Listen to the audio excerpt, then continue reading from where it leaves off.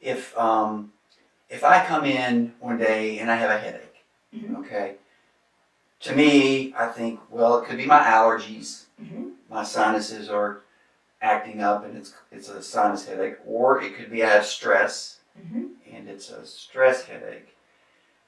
What are some things that I can do to help myself in a situation like that? Because you talked a little bit about you teach some self-help techniques to people. Yeah. And that's something that I have dealt with most of my life is headaches. So is there anything that you can teach me that I could do to help with my headaches? Absolutely. So the component of self-help is doing the same thing that I do, but working on your own body. Generally, there are 1 or 2, maybe 3 steps. We don't always run people through long sequences, though there are some. So for headache, if I was assessing you for headache, you told me that oftentimes it can be associated with sinus and allergies. So that, to me, thinks immediately of a particular hold that we would do. There's an energy, we call it stomach function energy. It goes through the sinuses. And so one of my favorite things to give people, especially when it's related to allergies, is to take one hand and hold your cheekbone. And sometimes you'll feel a tender location. We don't always palpate, but people sometimes do. And I like to cross my hand rather than do the same side, but only because it's a little more effective and efficient. So crossover. Crossover. And then we take our other hand and we put it right here on the collarbone. Somewhere, below the collarbone, close to the central lateral, just wherever feels comfortable. Now the key to the self-help is if it feels comfortable and you. Am I putting pressure at all? Only enough to keep your hands in place. Just a touch, okay. Just a touch. But people have a feeling of sometimes they'll do this and they'll go, oh my gosh, I'm feeling so relaxed. There's this knowing immediately. Or they'll say, wow, I don't like that. That's uncomfortable. Or that makes me irritable. I don't like that. But this is one of my favorites. This does a couple different things. We use this for allergies and for headache, frontal sinus headache.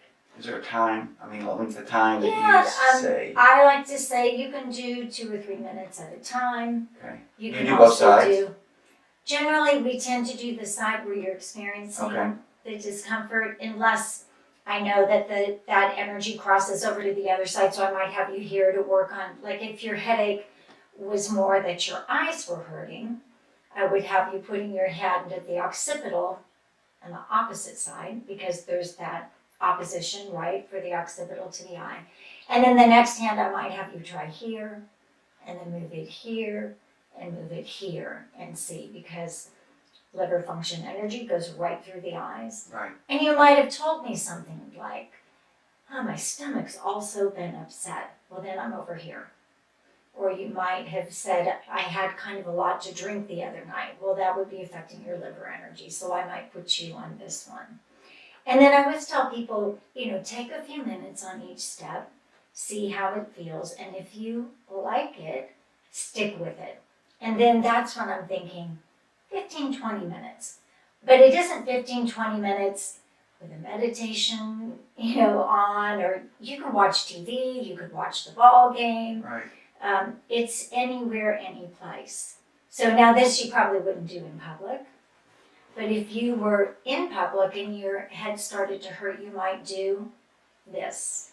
This is another way you can approach it, holding your thumb. Sometimes when in acupressure, which does use pressure, they have you put pressure here between your thumb and index finger. We don't believe you need to do pressure. It's like 2 wires coming close together and the spark travels. So it's just light touch. So this you could do in a classroom. This you could do at your office or in a meeting. I've used that acupressure point for 35 years. Has it been helpful? With people with headaches, and it's almost always, I wouldn't say it's 100% effective, but it's most of the time effective. So I know that works. And reflexology, where they work on the bottoms of your feet. You can make a lot of changes with reflexology. Absolutely. So, and then I've had acupuncture performed on me. Do your is it 26 energy locks per side?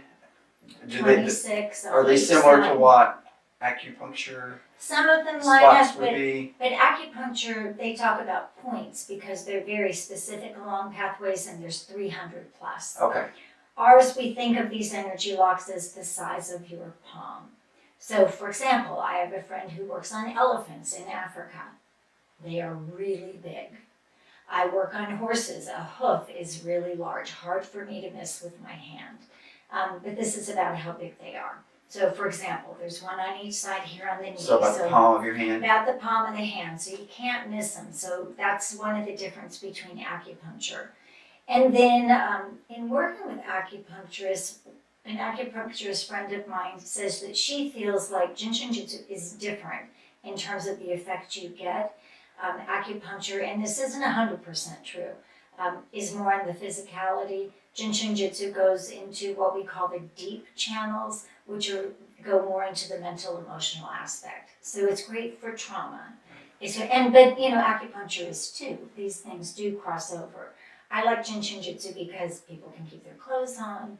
You can do it situationally. Like my daughter, one time we were at her soccer game, and one of her members of her team jumped up and landed on the goalie, and you could hear this crunch in her ankle.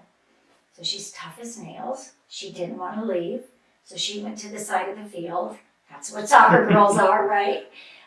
So what I did was I talked to her, got her a blanket, and I put one hand here at this groin muscle area, and then which can help with bone.